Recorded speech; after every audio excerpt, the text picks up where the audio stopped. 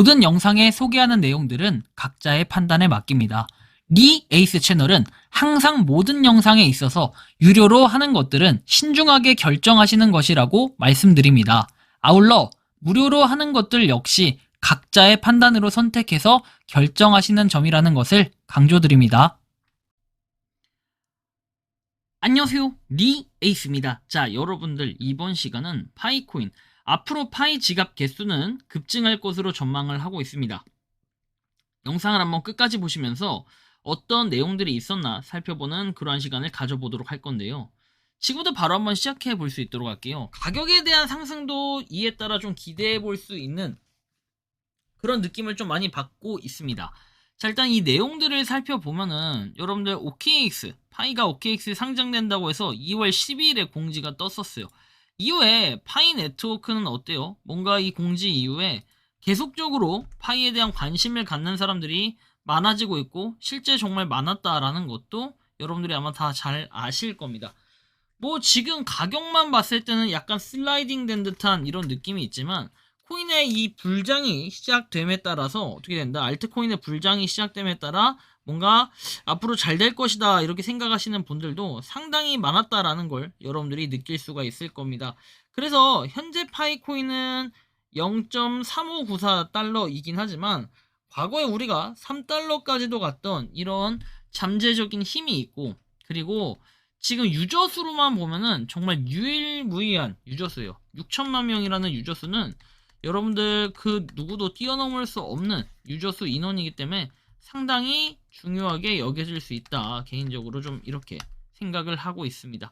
그렇다면은 파이 네트워크는 앞으로 어떻게 될 것인가? 사실 이런 부분을 이미 며칠 전에 공지가 나왔던 거에 언급이 어느 정도 됐다라는 것도 느끼실 수 있을 텐데, 패스트트랙 KYC라는 걸 통해서 신규 사용자의 생태계 참여를 위해서 지갑 활성화가 더 빨라진다는 내용이 있어요.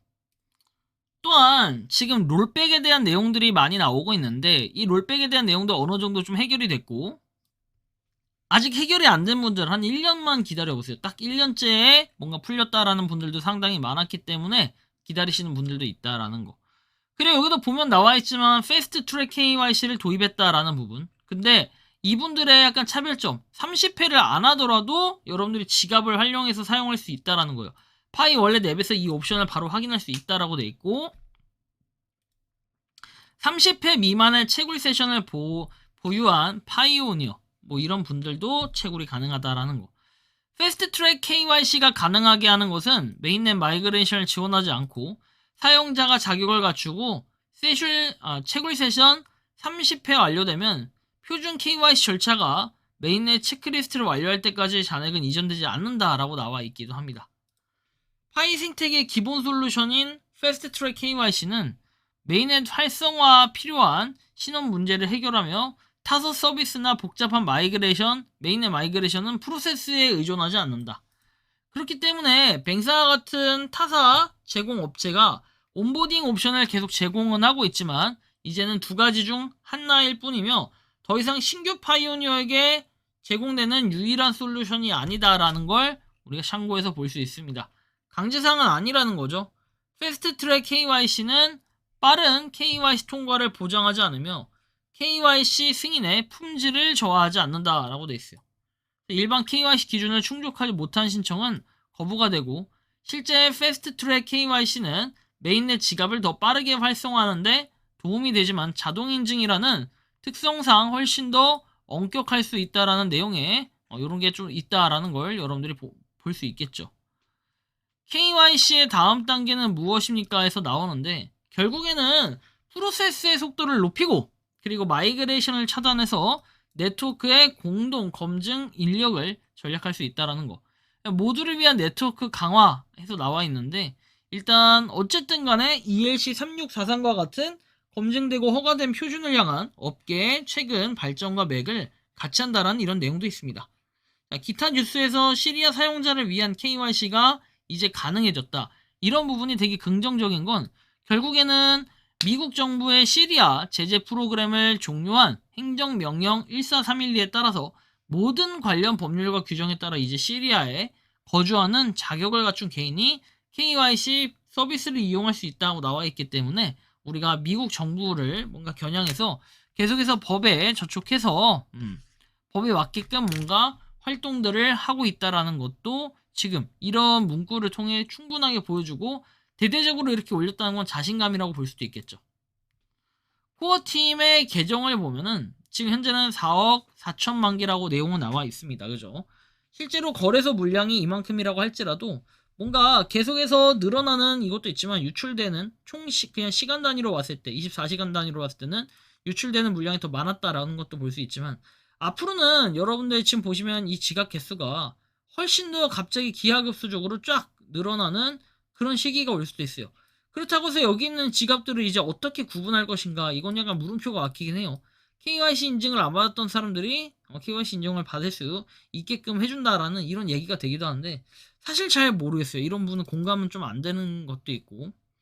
그리고 지금 보면은 테스트넷 1이 22였다가 23이 적용이 됐을 거다라는 이런 내용. 그리고 지금 현재 떠도는 내용들은 이런 테스트넷 버전에 대해서는 23이 적용이 되는데 테스트넷 2하고 앞으로 남아있는 게 뭐다?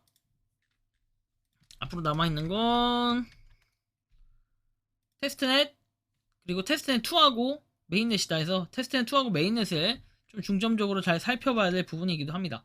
일단 이런 부분이 잘 살펴진다면은 앞으로 파이코인의 뭔가 지갑 같은 경우에는 파이코인을 처음 가입해도 지갑에 대해서 연동해서 활용을 할 수 있기 때문에 이제는 뭔가 제한적으로 의무적으로 KYC 인증을 해야 된다. 당장에 이럴 필요는 없습니다. 다만 여러분들이 이런 KYC 인증은 하다가도 그냥 추후에라도 나 KYC 인증 할 거예요 이렇게 얘기하면은 충분히 그때 돼서도 KYC 인증을 할 수 있다라는 이런 얘기처럼 들리긴 하는데 근데 약간 상충되는 부분이라고 한다면 과거에 6개월 얘기를 했어요. 6개월.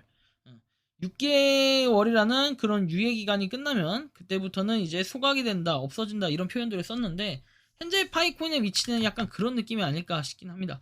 가격에 대한 상승도 뭔가 앞으로 기대를 해볼 수 있을 것 같고 앞으로 파이코인의 지갑 개수도 급증을 할 것이고 이에 따라 그러면 가격에 대한 상승들도 분명히 기대할 수 있을 거예요. 지갑 새로 만들면 뭐해? 한두 개? 아니 그냥 한 개도 안 박혀있는 지갑에다 깡통 지갑에 내가 파일을 빨리 사고 싶어 이런 마음 들지 않습니까?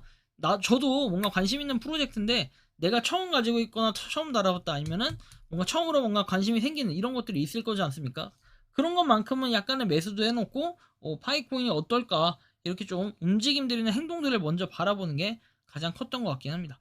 여러분들이 생각하고 느끼는 파이코인은 현 시점에서 어떻게 좀 바라보고 계신지 자유롭게 여러분들의 의견을 한번 댓글로 남겨주시면 좋겠다라는 말씀을 드리며 이번 영상은 여기서 마치는 걸로 하겠습니다. 도움이 되셨다면 구독과 좋아요, 알림 설정 부탁드리고 파이코인을 채굴하시는 많은 분들 그리고 파이코인 생태계를 위해 노력하시는 모든 파이오니어 분들 오늘도 파이팅 하시기 바랍니다. 리 에이스였습니다. 감사합니다.